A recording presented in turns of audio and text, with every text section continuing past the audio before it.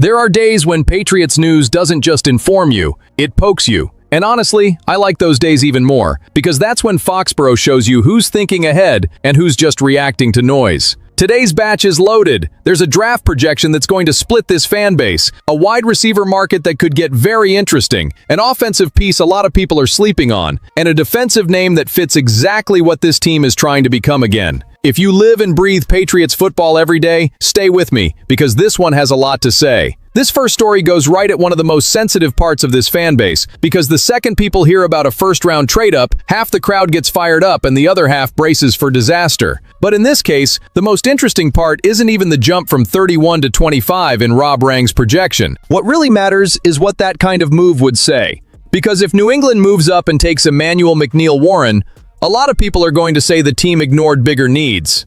I wouldn't rush to that take. The lazy read goes like this. Tackle, edge, and wide receiver are more obvious priorities, so safety would be a luxury.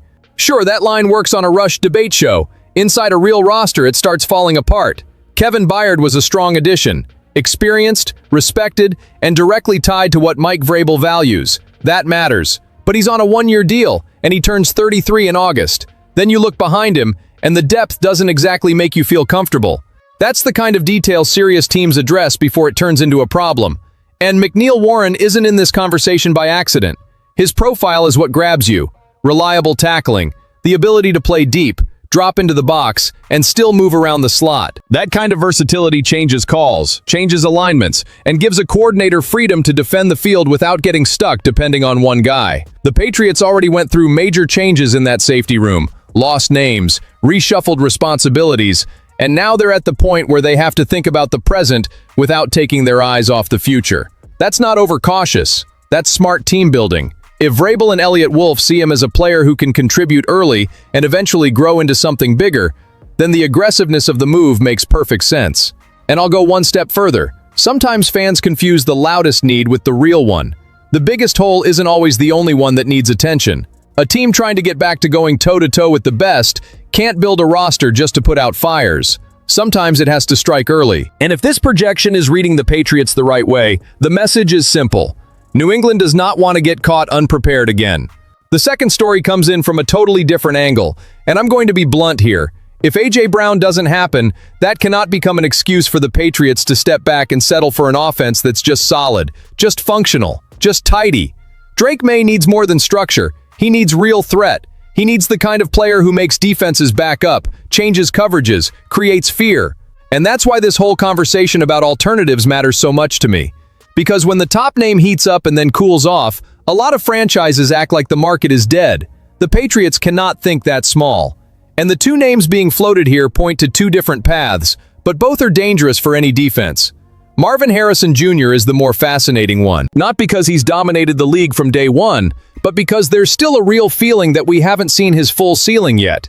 He's already flashed more of the version people were so high on coming out of the draft, even with shaky quarterback play and a bad situation around him. That matters.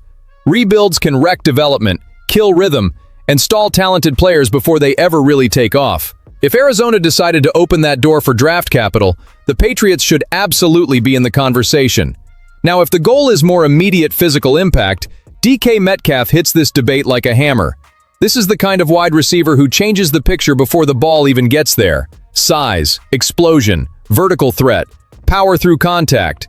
And let me say it straight, this offense needs that. Romeo Doubs helps. Of course he helps.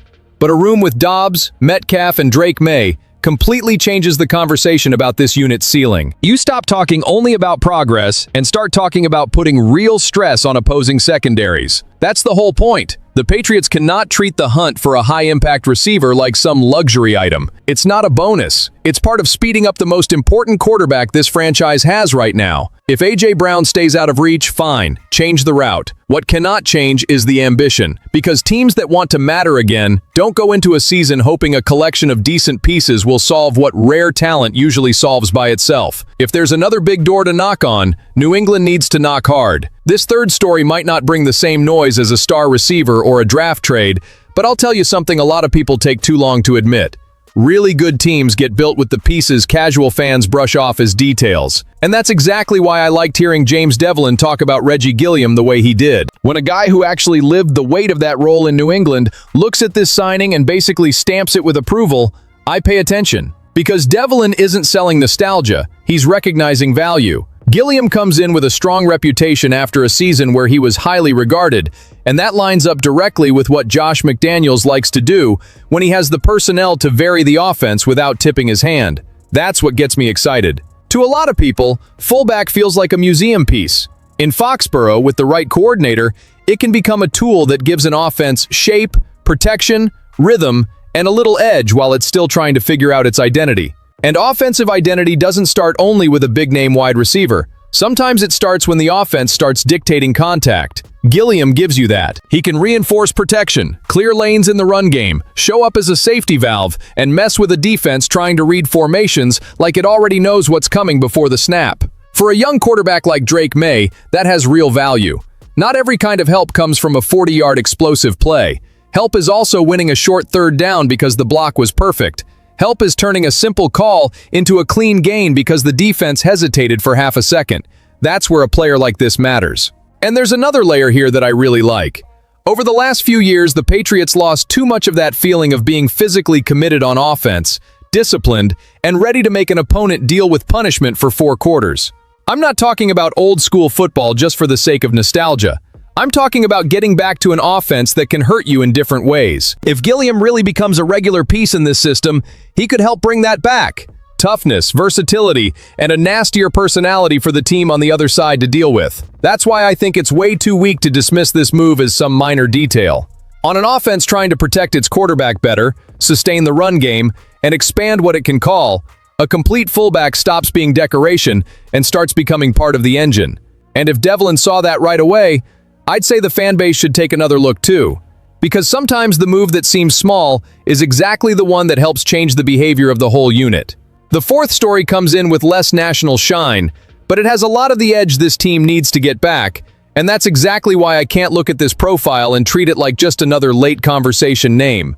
Young is the name here, and what jumps out on tape and in his background is not some overproduced prospect hype. It's strength, it's force, it's a fight on every snap. At 6'6", 262 pounds, with 6.5 sacks and 16.5 tackles for loss last season at Missouri, he enters this conversation with production, physical presence, and a style that lines up directly with what Eliot described when he talked about what he wants in an edge rusher. Explosiveness, violence, first-step burst, and the ability to win in more than one way. And that fit does not feel forced. Young met with the Patriots at the Combine. Missouri used him both standing up and with his hand in the dirt. He showed he can stay on the field in different situations, and he brings the kind of trait coaches love when they're trying to harden a roster.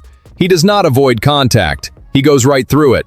Lance Zierlein's description makes sense when you watch him. He destroys blocks, drives through opponents, walks tackles back, and creates real discomfort. For a team trying to raise its aggression level on the edge, that is not some small footnote. That is usable material. Now, the real debate here is not whether he has Patriots traits. On the field, he has plenty. The delicate part is everything off it. There's the DWI in December, and there's also the aggravated assault case from 2023. And that changes the tone of the conversation because New England cannot miss on this kind of evaluation. You can't fall in love with the player and act like the rest doesn't matter. It does. A lot. Locker room culture is not something you fake into existence. If Vrabel wants to rebuild a strong identity, he needs talent, yes, but he also needs to trust the kind of person he's bringing into the building. So this is the classic draft case where the talent pulls you in and the context demands real discipline. If the Patriots do the homework, understand the full picture, and feel secure about who Young is now, then the football fit makes a lot of sense. He has size, controlled violence on the field,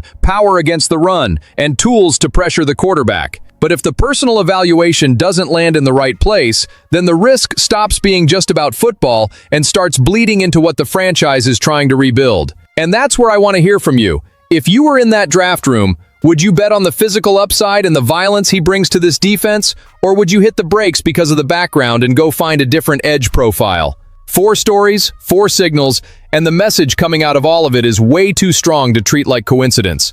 The Patriots are looking for more impact, more toughness, and more control over their own path. Whether it's a possible trade-up for a versatile defender, a real push for more weight in the passing game, an offensive piece that could change the identity of the unit, or an edge prospect who sparks a football and culture debate at the same time, the center of the conversation is the same. New England wants to become a real problem again. Now I want to hear from you. Which one of these stories matters most for this team's future? And tomorrow, we do it again.